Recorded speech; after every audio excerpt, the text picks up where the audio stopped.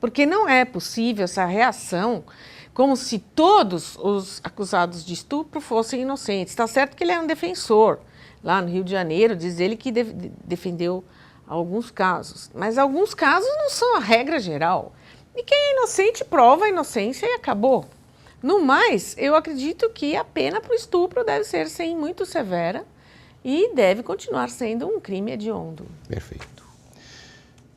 Mulheres na política. Agora, esse é um tema. A senhora tem autoridade para falar sobre isso, porque sempre participou, se interessou. Doutora Luísa foi, inclusive, subprefeita da Lapa. Isso. Durante 2 anos, né? E sempre participou intensamente da vida política. A senhora, inclusive, recentemente, filiou-se a um partido político. Sim, eu sempre fui filiada a partido. Eu fiquei apenas 12 anos da minha vida sem filiação partidária, mas eu acho que a política é importantíssima. As pessoas na rua reclamam de que os políticos não prestam, que não existe ética, que não existe respeito com o dinheiro público, mas elas não prestam atenção em quem elas votam. Elas não acompanham os mandatos, elas não acompanham a administração do Poder Executivo, elas não se interessam. Só xingar não leva a lugar nenhum. Então, nós temos que, para fazer algo de bom para o nosso país, nós temos que participar. Eu hoje estou filiada ao PRP, que é o Partido Republicano Progressista. É um partido pequeno, mas eu quis ter essa experiência de partido pequeno para ter um pouco mais de voz ativa, para não encontrar dentro do partido já aqueles caciques que estão há muitos anos e que não saem de jeito algum, e aí os novos não têm chance. Eu, então, agora estou no PRP. E preside? Eu sou presidente do PRP Mulher, nacional. Por quê? Porque hoje todos os partidos têm o seu lado feminino, ou seja, tem o PTB Mulher, tem o PSDB Mulher, existe o PMDB Mulher, todos os P's mulheres, porque as mulheres têm que participar da vida política da nação. Mas até hoje tem uma dificuldade imensa para serem ouvidas e para conseguirem participar. Com essa... Isso que é o machismo político? Ah, sim, não há dúvida. Porque a política é poder. E os homens não querem abrir espaço. Eles não querem abrir para ninguém, seja homem, seja mulher, para os novos. Existem alguns apadrinhados ali que conseguem, mas é um círculo fechado de reserva de poder. E a mulher sempre esteve fora das instâncias de poder. Hoje ela luta um pouco mais, só que é preciso algum incentivo para que realmente a população feminina esteja representada nas casas legislativas, no Poder Executivo e no Poder Judiciário. O Judiciário tem mais mulheres, né? Os números impressionam, doutora. Eu verificava aqui, por exemplo, no Senado hoje, 9,9% só de mulheres. Já é mais que a Câmara. Na Câmara, 8,9%. Isso. Os ministérios, menos de 20% com a saída agora da ministra Gleisi Hoffmann. Governadores, 7,4%. E a Assembleia Legislativa de São Paulo, apenas 12,8%. Quer dizer, esses números mostram que realmente os partidos deveriam fazer, por exemplo, como o partido que a senhora agora está afiliada, não é? E criar os seus diretórios femininos, mas não apenas para debater. Não, debater e participar e ingressar nas chapas e disputar os cargos eletivos. Né? De verdade. De verdade. Porque nós temos 30%, a lei fala 30% para um dos sexos, né? Pode ser que um dia, neste país, as mulheres sejam 70% e os homens 30%. Mas, por enquanto, a cota de 30% é reservada para as mulheres dentro dos partidos, ou seja, uma reserva de legendas. No entanto, isso foi criado por um projeto da Marta Suplicy há muitos anos, não me lembro o ano exatamente, mas já faz muitos anos que isso está em vigor. Naquela época, nós mulheres éramos 8% do Congresso.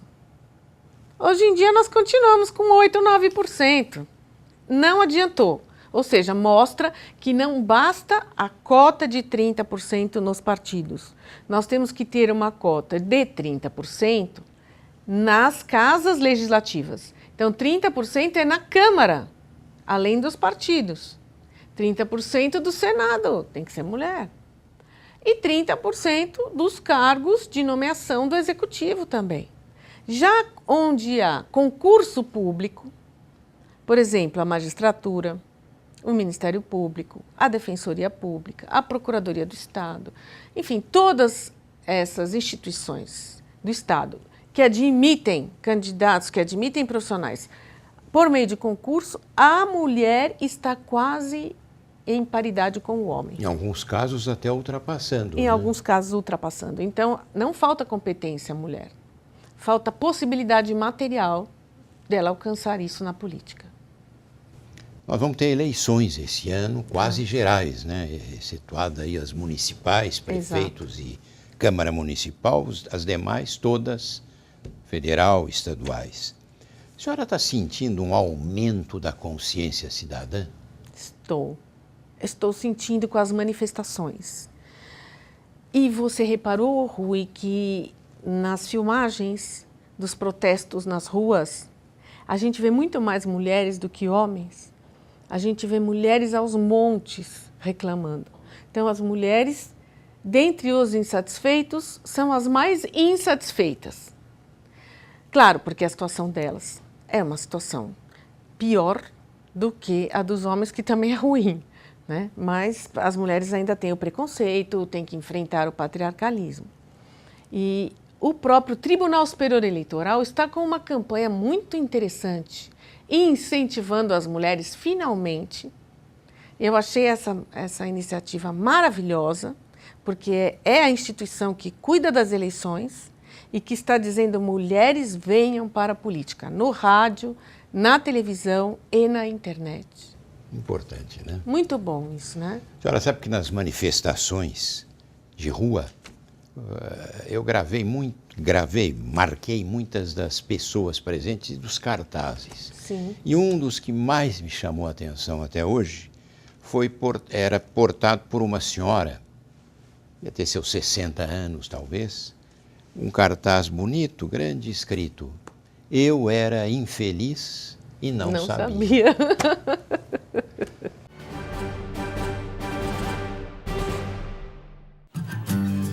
Poxa, pai, o quinto filho. Legal, né? Eu não sei, no salário. Mas não se preocupa não que eu vou te ajudar. Com o CIEE, estagiários e aprendizes ganham remuneração que ajuda a complementar a renda da família e aplicam na prática o que aprenderam na escola. Assim, ao se formarem, são profissionais competentes. Estágio no CIE é assim, né? CIEE, o estudante ganha o futuro, a família ganha o presente. Sabe o que é Brá? Bolinho de mãe é Brá. Foto juntinho. É Brá. Ser radical é Brá. Fim de tarde é Brá. Férias com os primos é Brá. Brá é o que é bom, é o que deixa a sua vida mais vida. Brá é o que todo mundo quer. Bradesco, tudo de Brá pra você. Nescafé apresenta grandes começos da vida. Esse é o Léo. Faz 2 anos que ele é apaixonado pela Amanda e nunca fez nada, minha gente. Mas hoje isso vai mudar. Ó, tomou seu Nescafé, deu um print. Que beleza! Arrancou em disparada. Lá vai, Léo. Driblou o convite pro Happy Hour. Deixou a secretária comendo poeira. E agora pode ser. Vai convidar. Convidou e ela aceitou! Nescafé, patrocinador dos grandes começos da sua vida. Nós hoje estamos conversando com uma mulher de valor, doutora Luísa Najib Eluf. É uma vida bonita, familiar, ela, com todas as funções que exerceu no Ministério Público de São Paulo, depois como professora, como escritora e agora também como advogada, ela jamais deixou de lado o seu maridão, os seus filhos e agora um neto. Tem um neto e outro chegando esse mês. Olha só. Família Mas, aumenta. Que bom. A doutora Luísa exerceu também diversos cargos políticos na sua vida. Ela, por exemplo, na Secretaria de Segurança Pública aqui de São Paulo, ela participou nas gestões do Eduardo Muylaer, do Luiz Antônio Fleury, do Antônio Cláudio Mariz de Oliveira. Tem recordações desse período? Tenho recordações. Eu cheguei à conclusão que a Secretaria da Segurança Pública de São Paulo deve ser a secretaria mais difícil do mundo. É muito complicado ser secretário de segurança. Eu estive com excelentes secretários, mas é muito tenso e é muito difícil cuidar da polícia, é muito difícil. Então, eu deixo aqui minhas homenagens a todos os secretários de segurança que nosso estado já teve, ótimos secretários, muitos deles vindos do Ministério Público, eles foram muito bem, muita experiência. Agora, que é difícil, é muito tenso, é muito tenso.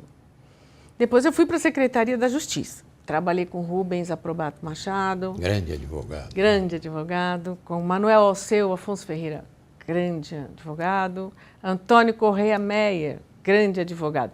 Veja, eu tive bons professores na minha vida e eu sempre procurei aprender com eles e hoje, até hoje, o que me ensinaram está aqui guardado para eu poder aplicar no dia a dia. A doutora Luísa Eluf foi também secretária nacional dos Direitos da Cidadania, no Ministério da Justiça. Além de, como dissemos, ela foi subprefeita da Lapa, 2007 a 2008.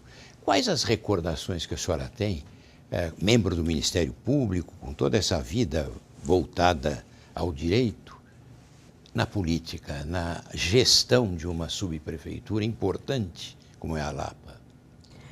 Eu percebi que essa minha experiência no Ministério Público foi muito, muito útil na subprefeitura. Inclusive, alguns assessores meus diziam, olha, doutora, é um alívio quando a gente chega aqui com um problema e a senhora sabe o caminho da solução. Porque muitos dos que sentaram na sua cadeira não sabiam o que fazer.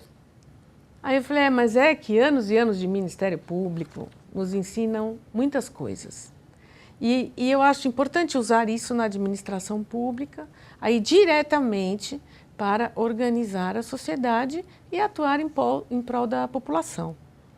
Eu gostei muito de ser subprefeita e até depois disso, aliás, foi o fato de ter sido subprefeita que me animou a sair candidata em 2010. Eu fui candidata a deputada federal. Não consegui me eleger, mas achei que foi muito bom, uma excelente experiência, uma campanha muito ética, as minhas contas sempre aprovadas pela Justiça Eleitoral. E eu queria convidar todos os nossos ouvintes, homens e mulheres, a participarem da política. É só isso, é só assim que nós vamos poder melhorar o Brasil e principalmente cuidar aqui do nosso querido estado de São Paulo. Reforma política, todo mundo põe o seu tempero nesse caldeirão da reforma política. Ao ver da doutora Luísa, com a sua experiência, quais os pontos mais relevantes de uma reforma política? Nós temos que fazer uma reforma que seja realmente para melhorar a democracia. Nós temos experiência aí no Legislativo, por exemplo, pessoas que estão há 20 anos se reelegendo. Eu vejo que se transforma o poder legislativo, mais do que os outros poderes, em um reduto com o dono. E o dono pode ser perpétuo. Alguns se perpetuaram.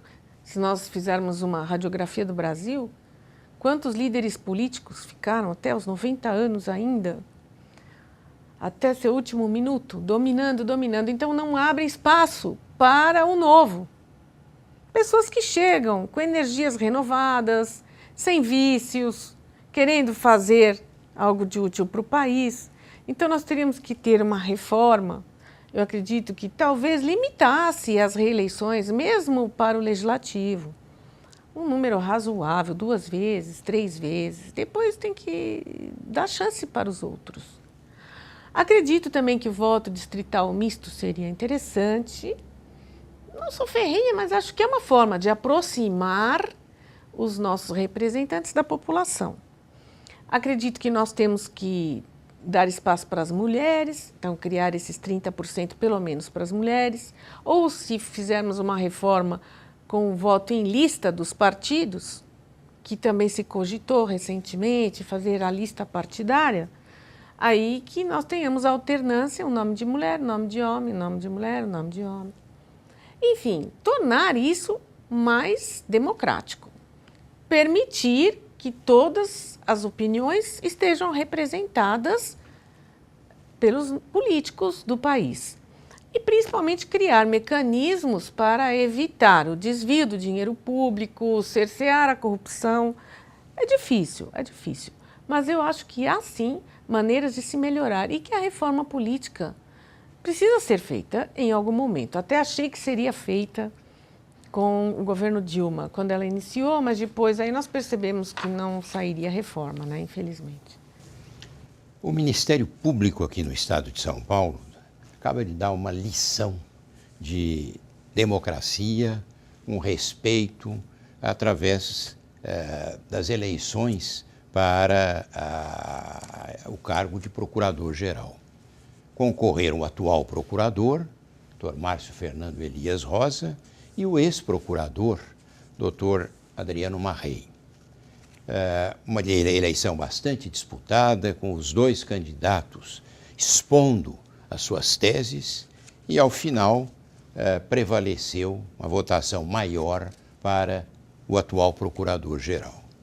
O governador Geraldo Alckmin, incontinente, escolheu para procurador-geral da Justiça o Dr. Márcio Fernando Elias Rosa, por ter sido o mais votado. Como é que uma